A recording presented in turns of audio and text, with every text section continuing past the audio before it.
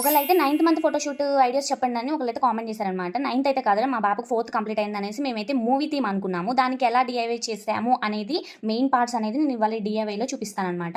First ఏంటంటే మేము చాలా తిప్పలు పడ్డాం. ఫస్ట్ బ్యాక్గ్రౌండ్ ఏదైనా బాగుండాలి. సో మా తాతయ్య పంచి ఉంది కానీ అసలు చాలా ముడతలు ఉంది. ఐరన్ చేద్దాం అనుకున్నా కానీ ఐరన్ అయినా బాగోట్లేదు. సో దానికి ఏం టిప్ చేసాము అనేది నెక్స్ట్ వీడియోలో చూపిస్తా.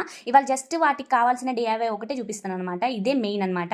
మనం ఎలాగైనా కార్డ్బోర్డ్ షీట్ మీరు ఏదైనా తీసుకోండి. ఒకటేమో రీల్ లాగా ఉండాలి, ఒకటేమో మనకి క్లిప్ బోర్డ్ ఉంటాయి కదా. సో అలా అయితే తీసుకోవాలన్నమాట. దాని షేప్లో కట్ చేసుకొని మంచిగా వైట్ పేపర్తో పేస్ట్ చేసుకొని అయినా క్లిప్ బోర్డ్కి లైన్ ఉంది కదా, అది మనం డబుల్ ప్లాస్టర్తో అయినా గమ్తో అయినా అతికించుకోవచ్చు. సో దానికి బ్లాక్ పెయింట్ వేసుకోవాలన్నమాట. సో నా దగ్గర అయితే ఇవి మీషోలో తీసుకున్నాను వాటర్ కలర్స్. సో చాలా ఆఫర్ ప్రైస్కే ఉందన్నమాట, చాలా తక్కువకే వచ్చేసింది. మీకు లింక్స్ కావాలంటే లింక్ అని కామెంట్ చేయండి. నెక్స్ట్ అయితే నేను వైట్నర్ తీసుకున్నాను అనమాట. వైట్నర్తో మంచిగా అందులో లైన్స్ ఉంటాయి కదా, సో లైన్స్ గీసేటప్పుడు నాకు చాలా మిస్టేక్ అయిపోయింది. మొత్తం స్ప్రెడ్ అయ్యేసరికి దాన్ని కవర్ చేసుకోవడానికి మళ్ళీ వాటర్ కలర్తో డిప్ చేసి మంచిగా నీట్గా చేసి అవి చేసుకున్న తర్వాత మీ బాపైన పాపైన నేమ్ రాసుకొని టర్మ్స్ అని పెట్టి మీ ఏ మంత్ చేస్తున్నారో ఆ మంత్ రాసేసుకుంటే అసలు చూడండి ఎంత అట్రాక్టివ్గా ఉందంటే ఇదే మెయిన్. ఫైనల్ అవుట్పుట్ నెక్స్ట్ వీడియోలో చూపిస్తాను.